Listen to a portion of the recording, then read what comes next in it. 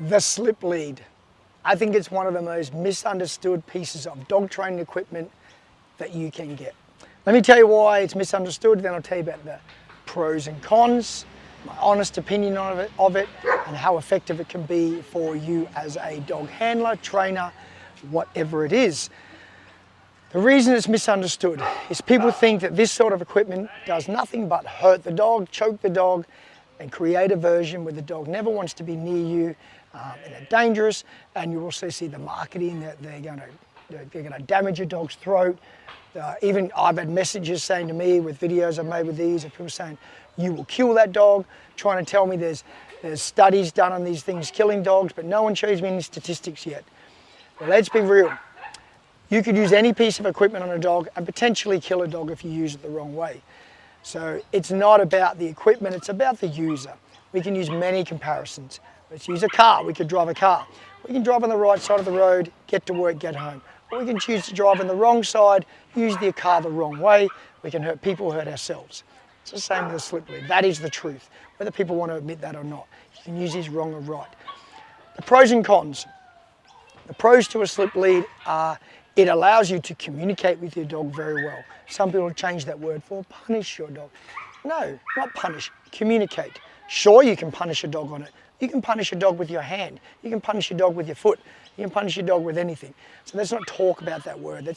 You're either that sort of person or you're not. If you don't know how to use it, that's another story. It allows you to communicate with your dog. If your dog is choosing to do something that you don't want it to do and you need it to just even walk back towards you and come towards you, with other pieces of equipment, this can be challenging to get your dog's attention, to communicate. This allows you to communicate with your dog in a very easy way when you use it the right way. It can send a very clear message of what the dog is allowed to do, what is not allowed to do. And I think that's important in dog training. And I know there's a community out there, some of you may be watching, that would say that's not true at all. You can do all the same stuff with food. No, you can't. Tell the truth to people. You can in certain capacities, in certain environments with certain dogs. But we need to know that we can communicate with a dog in every environment, no matter what the situation. We need a tool that can help us do that. But unfortunately, people will talk about this and attack equipment when they know very little about it, or they'll use very bad examples of the equipment and scare all of you out there into not wanting to use one of these. Forget about those people. Do your own education, do your own teaching, do your own learning, practice with it yourself. And I have shown many people that have walked in here on other equipment, particularly a harness, who have left on a slip lead and has changed their life with their dog. No one's gotten hurt, no one's yelping, no one's choking. Dogs are then getting out, they're happier, they're less stressed, the owner's less stressed, and it is a very good tool to do that. The cons of the equipment, the bad things, obviously, it's pretty simple. Yes, you can hurt your dog on one if you use it wrong. And I think it pretty much ends there. That is the only thing about them. Can you hurt a dog with a slip lead? The answer is yes, if you use it wrong. If it's not in the right position, if you hold too much pressure and do all the wrong things, you're absolutely going to hurt your dog. I can do the same thing again. I can do that with a collar.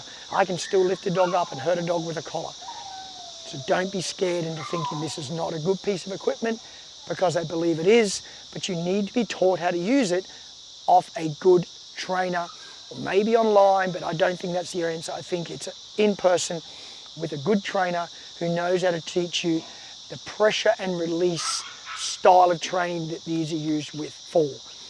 Like on horses, often I'll train people that have horses as well. I introduce one of these and straight away they go, oh, that's like horse training. Exactly, pressure, release. You try and manage a horse on certain equipment, you're not going to be able to do it. I know in that industry they're trying to ban equipment as well because they believe it's cruel, and I think it's the same ideology, the same people, the same mentality that are trying to do this. We need to just calm down and realise that we need to be able to communicate with our dogs. And I've used this a few times in the video, but we are scared into thinking that you are going to kill your dog. Don't do that, it's horrific. Ask these same people telling you that. Produce me statistics, real statistics. I don't want to see scientific-based studies, nothing at all, observational, not even watching, no interventional studies, no actual being involved and doing it. It's all about asking an owner's opinion or talking to a vet or someone who doesn't train dogs and their opinion. I'm not interested in that. No one else is. Ask dog trainers, ask dog owners who are using these. Are they getting results or are they not? And I'll guarantee you in a very, very high percentage of cases, they're getting results. So I would urge you that if you have been previously scared off into using a slip lead, revisit this. If you've got a dog that's giving you trouble, that you can't walk, that may be reactive in some situations, and you can't deter that behavior by using your food and redirecting and scattering food on the ground, sure, we can get to that where a dog doesn't bark and we reward with the food, absolutely. But any good trainer who's honest with you, who deals with dogs like I do, will tell you to get to the point of using food for rewarding a dog, we first need to break down a few walls. In other words, get through to the dog's brain that that behavior is unacceptable. And one of the few ways to be able to do that is by communication physically with your dog, whether it be grabbing a collar, putting them in sit, using a slip lead. Some countries, wherever you are, using collars, e-collars, using prong collars, whatever you do. Even that equipment, this is a video isn't about, but even that equipment used correctly is perfectly safe. Used correctly is perfectly safe, remember. I don't use it, not because I'm against it, I just don't use it. I don't need to. The dogs I'm dealing with, I'm managing fine with slip leads and other methods, but everyone does their own, and I have no issue with it, provided it is used correctly, safely, humanely, and dogs aren't getting hurt.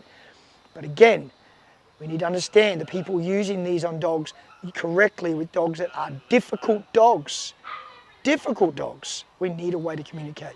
So people out there who are giving their opinions on things they don't know about, who are dealing with dogs in a completely different category, but yet watching videos like mine or other trainers and commenting going, this is it.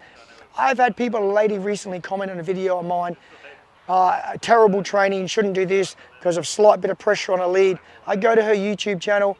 She lives in Germany somewhere, training dogs in fields, no dogs around, tells me her dogs are reactive. Show me a video.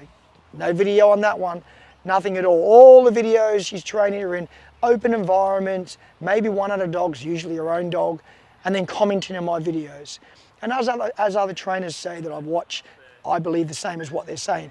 Until you can show me videos of you dealing with your highly reactive dogs, difficult dogs, using your method you use without any communication through a lead, whether it be a collar, a Holtey, martingale, whatever it is, until you show me that and showing that you're using methods without any force,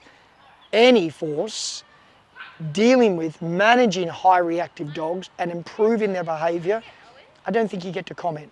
And I'm not talking about saying you're dealing with dog because you run the other way and you create a distance of 100 meters. That's not managing a dog. That's avoiding the problem and running.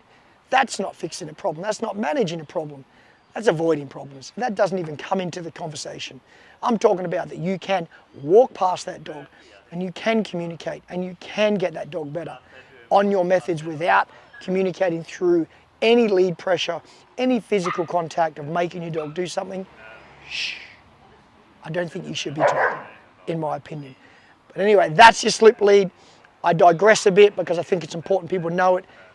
If you've tried before but done it wrong because you had a bad experience, educate yourself, revisit this, and I think you might be surprised the effects, the very good effects and quick changes you can make in your dog with a slip lead, a good slip lead. Remember with your slip lead, a lot of trainers talk about it, remind you, fit them high under the chin, off the throat, under here, nice and firm, the correct way on your dog, pressure, release. But this video is not about how to teach you to use it. This video is about revisit it.